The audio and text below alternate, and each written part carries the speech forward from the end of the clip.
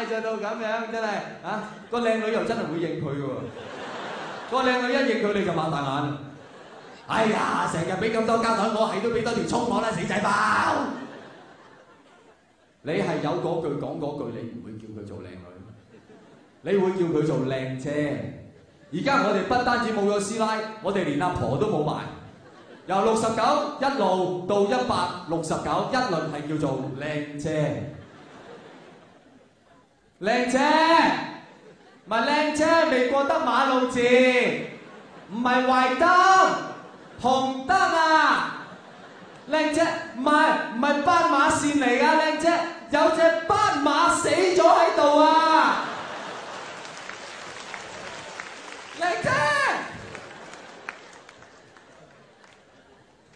你覺得我講笑？我就有親身經歷。幾年前我做一個公開嘅宣傳活動，各位，我就唔覺意咁稱呼咗在場嗰位女士叫做阿嬸。佢用咗0.001秒，我話阿嬸，嚟多次啊！阿嬸，我大你2歲咋？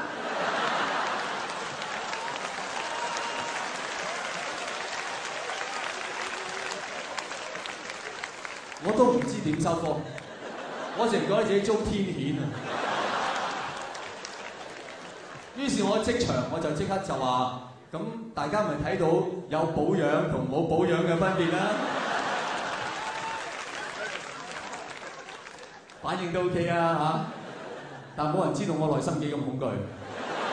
由嗰日開始，我唔夠膽有嗰句講嗰句。由嗰日開始，我見到任何女人，總之貓女我都叫佳麗，佳麗死嘅，噗噗自己去佳麗。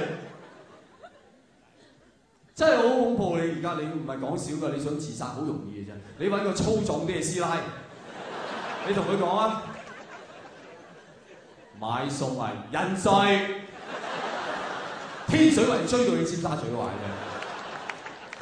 但係當然你知道，真正對你自我嘅挑戰都唔係呢樣，而係一個新鮮出爐嘅爸爸媽媽。攞住佢新鮮出爐嘅嗰個仔仔幅相俾你睇，然後問你靚唔靚啊？你可唔可以有嗰句講嗰句？你唔知點解佢咁鬼大膽嘅喎？佢自己又從來未做過靚女，啊個老公又從來唔係靚仔，佢夠膽問你佢個結晶品靚唔靚啊？佢唔明白呢個問題，即係問你睇下我個結晶。佢唔明白呢一個問題，即係你睇下我個結晶品，佢有冇基因突變啊？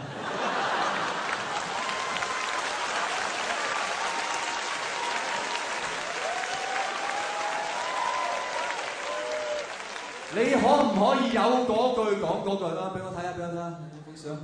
你個仔5個字，睇嚟幾健康。你攞佢命㗎啦，佢同你絕交啊！好嘅，講多句。長大咗應該唔會犯法。你唔會講呢啲係咪？你一定係講邊啲啊？好得意啊！哎呀，其實你意思係我諗佢真係會喐㗎。唔係好似你啊！其實呢句唔係讚美嚟㗎喎，希望佢唔明啊！我講個真人真事俾你聽，真係好多人驚呢樣嘢。我有個朋友生咗個仔，佢俾個仔幅相，另一個朋友睇，嗰個朋友睇，好認真。你個仔唔似你，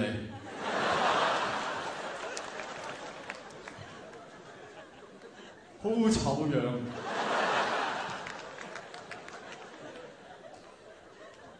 似你老婆。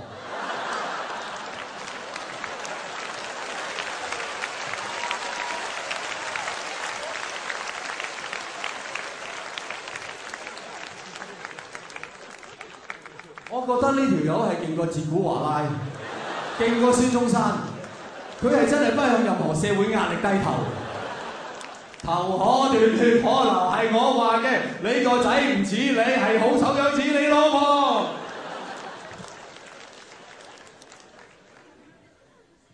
如果你唔可以好似佢咁行，你又唔可以講出嗰啲好敷衍嘅得意啊啲咧嚇，我覺得你仲有一樣嘢可以做嘅，你可以問佢攞幅相，不如我攞你仔仔幅相登上網問下意見啦。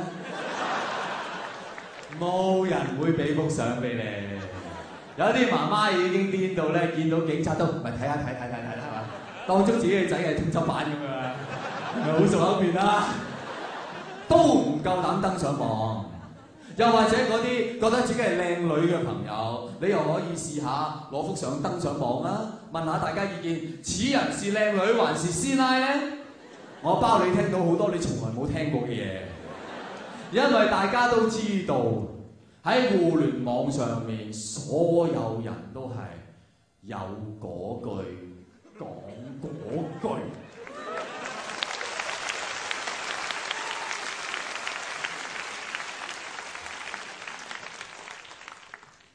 各位，呢樣嘢就我想今日同大家講嘅最重要嘅嘢就係互聯網。係我哋人類到至今為止，我覺得最偉大、最重要嘅發明，因為佢係可以令到每一個人都可以毫無保留咁恢復自我、釋放個自我。以下我想同大家分享下，我喺網上面睇到一段對話，好簡單幾句説話。我喺個籃球嘅討論網上見到嘅，我特登抄咗落嚟。咁就有個阿甲咧就話啦。好普通嘅籃球嘅討論啫嚇，佢話姚明係當代最偉大嘅球員，咁阿月就話啦 NBA 有咁多偉大嘅黑人球員，你唔講，你講姚明又一隻狹隘嘅民族主義走狗，佢未講完，人高你就拜。肯定仲係一隻唔過5尺嘅短身矮腳狗。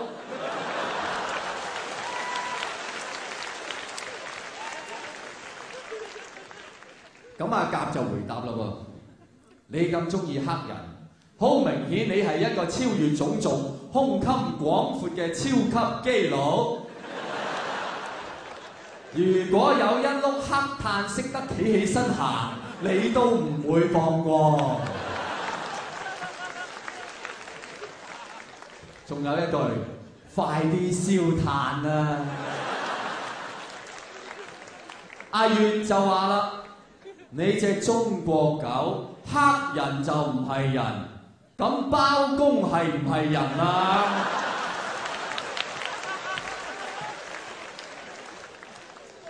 你咁愛國，我一於捉你死，都係俾中國啲坦克車撞死。各位，你考慮一下。喺現實生活裏面，你有乜可能見到一個陌生人？幾句説話啫，分別稱呼對方做短身矮腳狗、超級基佬，呼籲對方燒炭啊，同埋俾坦克車撞死。就係因為喺互聯網上，你完全釋放自己，有嗰句講嗰句。新聞保留，係好似我老友阿強，好中意喺網上溝女，佢第一句就嚟㗎啦，你頂唔順，你揞住隻耳。阿強第一句嚟喺網上，佢會同一個女仔講第一句：你估我隻手拗緊啲乜？